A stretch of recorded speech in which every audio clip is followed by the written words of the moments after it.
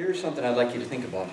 You always want to have elbow-hip connection whenever you're doing anything. So I think of the back of my elbow as having a connection to the front of my hip. So for instance, if you're making this punch from, say you're finishing your oitsuki here, I want to feel like, okay, so this is kind of tight, my rear end is kind of snug and low. I've got some strength I'm holding there. I'm able now to like make an inflection into my front leg, so I'm actually driving my center forward. And then I'm going to rotate I'm going to launch my punch, and I'll get this and this connected, and get kind of that thing at the end. So it's like, book, book, book.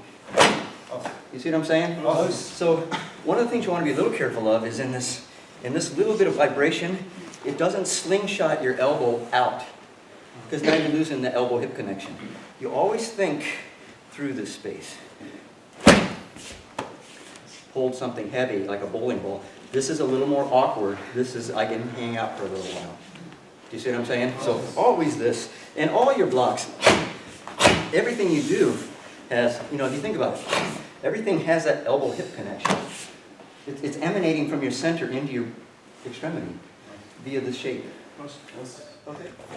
Kick. Kick. Kick.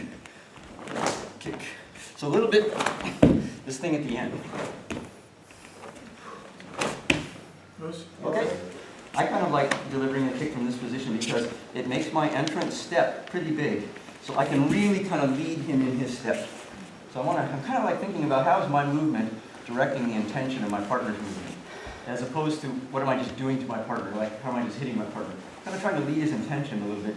So I'm going to kind of give this drift some feeling to it so that he wants to go that way.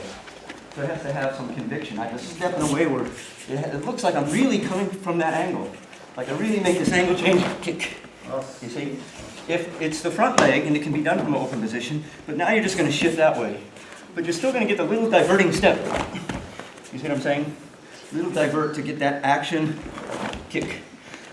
If you want to add even more deception to the kick, let it come from here, almost like you're sweeping. So almost like you're giving the idea that you're kicking here, then come.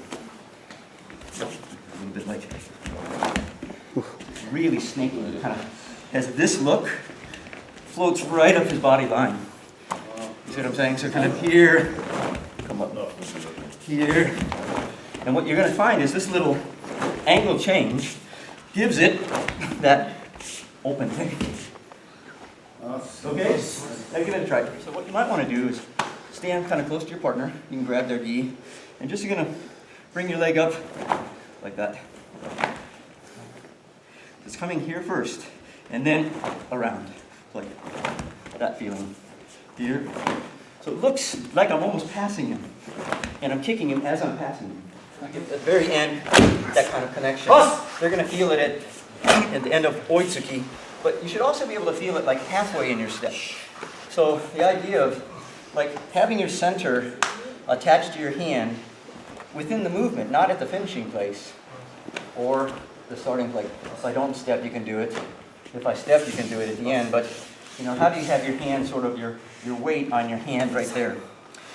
So I kind of think of my movement is kind of like my center is my ship, and the bow of the ship is my advancing technique.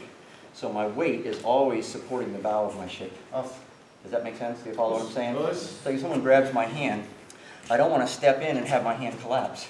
I'm not making my arm tight, but I'm giving my arm a connection to my center so that I'm moving in. My weight is actually out here. You see what I'm saying? So that as he grabs me, his shape is deformed because my shape has some structural integrity supported by my center as I move in. That would be very aiki. So not aiki, going to be stepped like this and now I'm collapsed.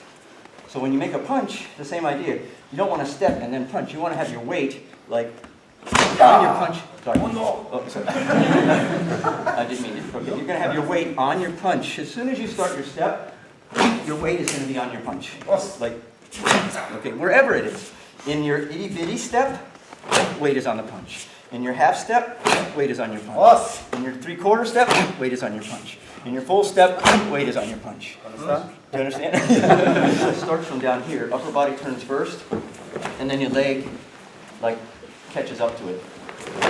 So it's like for a second, I'm going to be really torqued into the kick, and my foot's still going to be back here some. And then your foot trying to catch up to your upper body gives it that sort of acceleration, that feeling like that. Even in the one you're stopping, same deal. Body going to turn first. Do you see what I'm saying? So what I would say is, you know that Okinawan drum thing? You go tick, tick, tick, tick, tick, tick, tick. That idea. So your body kind of like this,